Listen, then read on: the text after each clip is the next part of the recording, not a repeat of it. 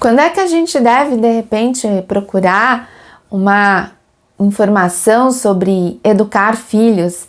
E aí tem uma questão cultural muito forte, principalmente no Brasil, que é de procurar ajuda só quando eu preciso de ajuda, que é procurar fazer, de repente, a manutenção do meu carro só quando esse carro começa a dar problema. E aí a gente, de repente, possa ter um prejuízo ainda maior, porque você acabou estragando uma peça, porque de repente você não fez o conserto, o reparo, a manutenção do seu veículo no momento adequado, e isso com certeza vai te trazer uma série de prejuízos. A Dorothy Briggs vai dizer que a gente precisa estudar para ser mãe, estudar para ser pai sempre. E um dos pais que ela atendeu disse: poxa, é uma pena eu não ter tido acesso a todo esse conhecimento antes mesmo de ser pai. Por quê? Porque se a gente já sabe, se a gente já tem alguma informação, as coisas com certeza vão fluir de uma maneira muito mais fácil.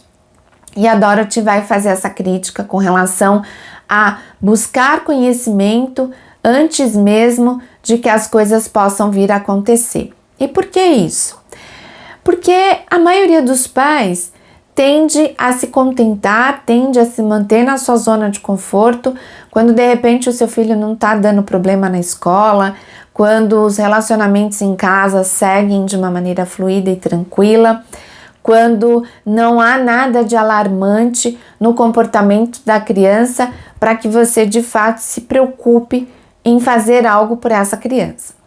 E a Dorothy diz que, vamos prestar um pouco de atenção nisso e vamos cuidar disso de uma maneira um pouco mais cautelosa.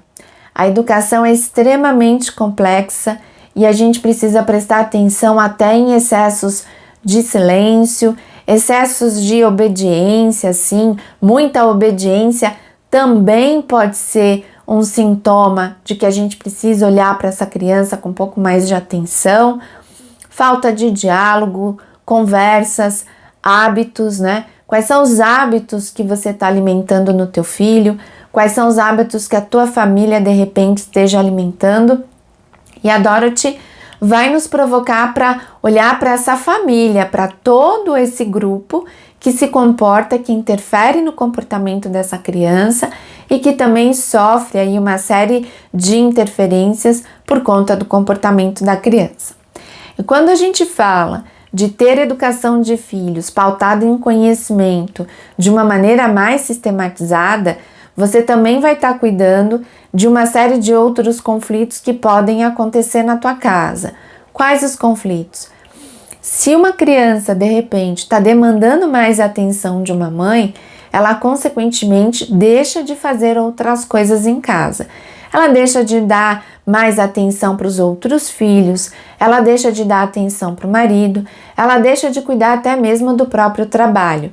Como é que você trabalha, como é que você vai se conectar de uma maneira equilibrada, de uma maneira saudável, estando preocupada com o silêncio do teu filho, estando preocupada com uma foto que de repente tenha vazado no grupo da escola, estando preocupada de repente com a falta de entusiasmo, com a falta de interesse do seu filho por fazer coisas.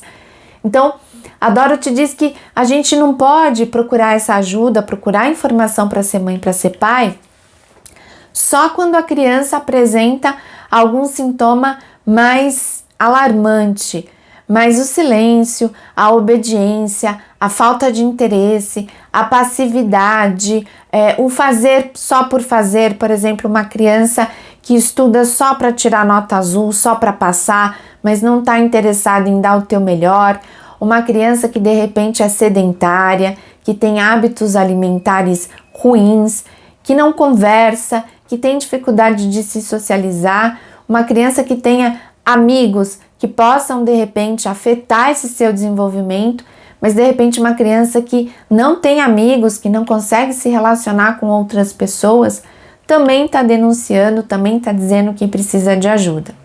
Então, não é a falta de problema que vai ser motivo para que a gente não procure ajuda, para que a gente não procure informação sobre educar filhos. Pelo contrário, a Dorothy diz que nós somos seres extremamente complexos e que se a gente não prestar atenção aí em alguns pilares, em algumas condutas de educação, a longo prazo a gente possa colher frutos bastante complicados dessa nossa negligência, dessa nossa falta de atenção. Ela deixa bastante claro que a gente precisa parar de educar pautado na intuição, achando que, escutando a vizinha, escutando a avó, escutando a sogra, que você está fazendo certo. Você precisa buscar informação de fato para ensinar e para ajudar essa criança a ser um adulto saudável. E aí eu vou usar uma outra frase clássica da psicologia que diz o seguinte: estar feliz, estar saudável não é ausência de doença.